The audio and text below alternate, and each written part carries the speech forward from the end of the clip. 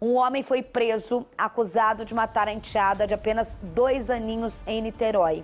Quem está acompanhando esse caso, inclusive o delegado está ao lado dele agora, é Jackson Silva, que tem mais informações. Gente, eu juro para vocês, eu assisti esse final de semana, Jackson, eu assisti o documentário sobre a Isabela Nardoni. E aí vieram vários casos do SBT Rio.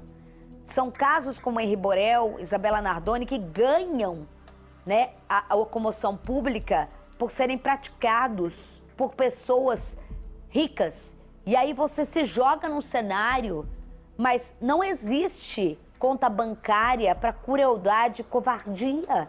Crianças pobres é a terceira, se eu não me engano, em menos de 15 dias que a gente conta a história, sendo que uma continua internada. Qual é a história e quem é essa menininha de vestido vermelho que está ao lado de você aí na tela?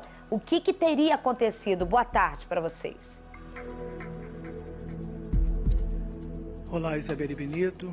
Boa tarde a todos. Eu peço desculpas para quem está assistindo o SBT Rio, porque essa história é bárbara, Isabelle Benito, e também tem informações, detalhes assim, pesados, tá?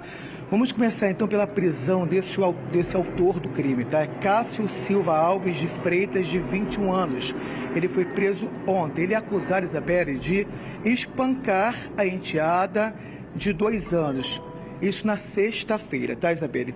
A mãe disse à polícia que estava trabalhando quando chegou em casa e viu a menina desacordada e com várias lesões. Durante o depoimento, Cássio disse que a criança simplesmente não quis jantar. E aí o que ele fez? Deu pelo menos 9 socos na criança, Isabelle Benito, 9 socos. Durante o depoimento, até o delegado, né, ficou surpreso, perguntou novamente para ele, e ele falou que espancou a criança porque ela não queria jantar, Isabelle Benito. Eu estou com o delegado aqui, o doutor Mário, para falar com a gente. Que história horrorosa, né? Infelizmente, mais um caso envolvendo uma criança, uma pessoa que espanca a criança, né? E argumentando que não quis jantar. Mas para a polícia, essa não foi a primeira vez que ele fez isso. Uma boa tarde para o senhor mais uma vez. Boa tarde, Isabelle, boa tarde a todos. Então, Jackson, mais uma vez, infelizmente, a gente traz a público mais uma violência contra uma criança.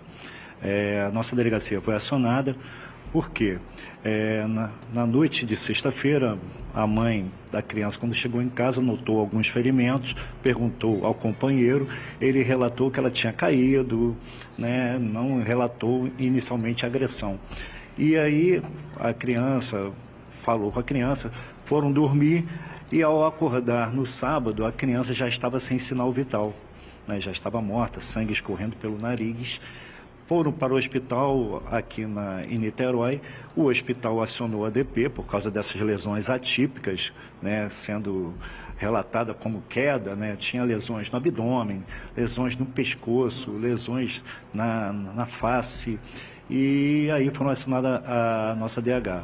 O delegado de plantão, né, procedeu até ao local, né, conseguiu trazer o companheiro, né, que seria o padrasto da criança, e na nossa delegacia ele realmente afirmou, né, ter agredido com fins, vamos dizer assim, de correção, né, mas sempre com demasiada violência.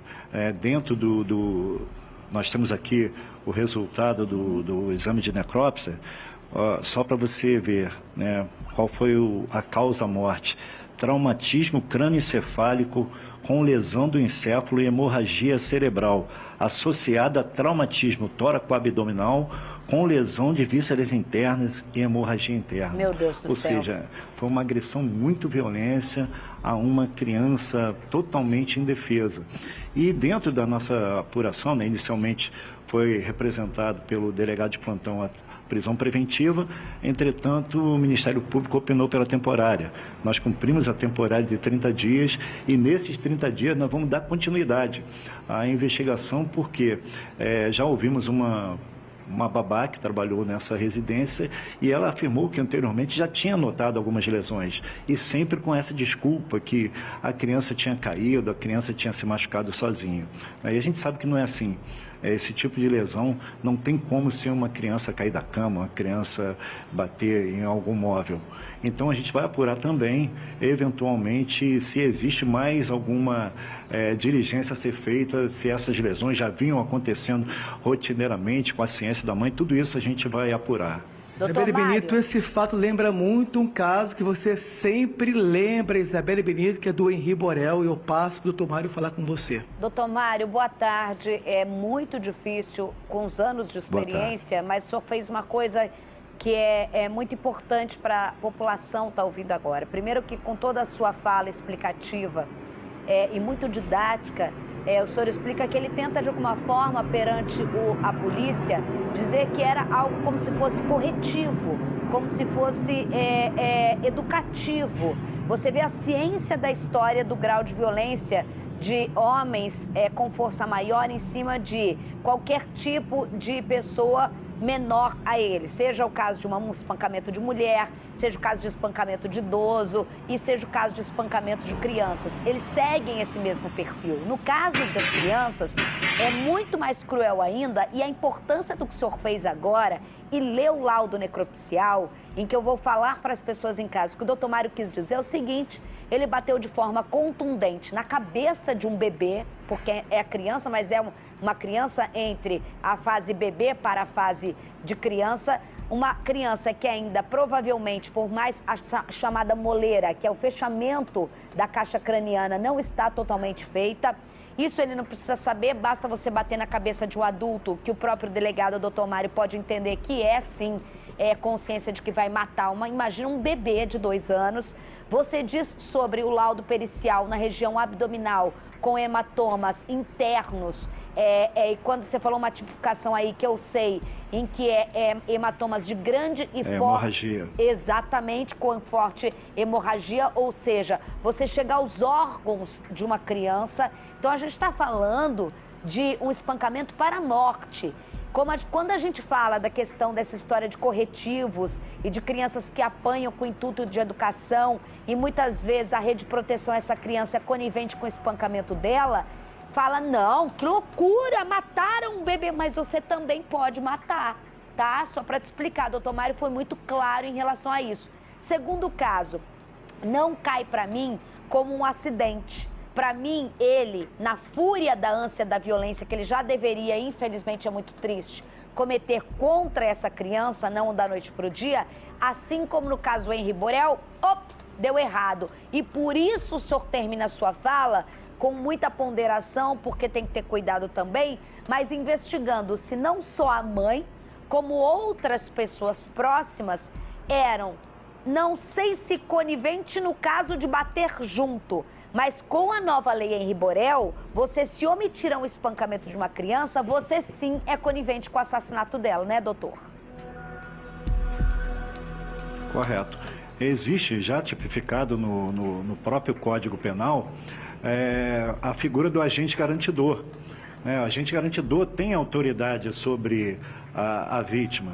E a partir do momento que ele percebe que aí no caso, até conivente, até aceita aquelas agressões, também irá responder. Então o Código Penal já prevê essa possibilidade. Ela tem pai, nós doutor? Vamos, a partir de agora, trabalhar. Claro que ela tem pai, Tem, mas... sim. Sim, A e esse pai era tinha. presente, esse pai sabia, esse pai buscava...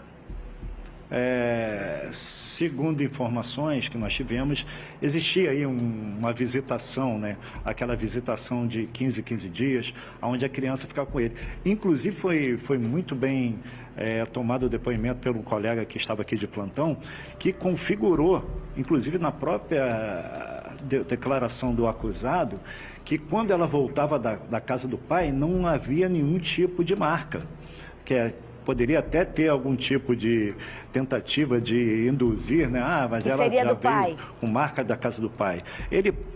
Ele próprio falou isso, o próprio acusado relatou, não, ela sempre chegou sem nenhum tipo de marca de nenhum tipo de violência. E em todo momento, o nosso delegado de plantão aqui, ele configurou que ele tinha ciência de que estava agredindo uma criança que poderia vir a causar a morte dela. Ele teve completa ciência de que essa agressão dele poderia ter matado a criança. Tanto é que foi o que foi constatado pelo laudo. Eu vou falar uma coisa... Hemorragia no cérebro, meu Deus do céu, hemorragia interna na região do abdômen. Eu vou falar uma coisa para você, sabe, doutor? Às vezes, eu não entendo, às vezes, a justiça, a gente tem que acatar. Você, então, como autoridade, tecnicamente autoridade do direito, mas assim, a polícia vai e prende, o delegado de plantão faz o trabalho, mas assim, perfeito. Eu não entendo como vocês não conseguem uma preventiva no caso desse, mas é o que você disse, né?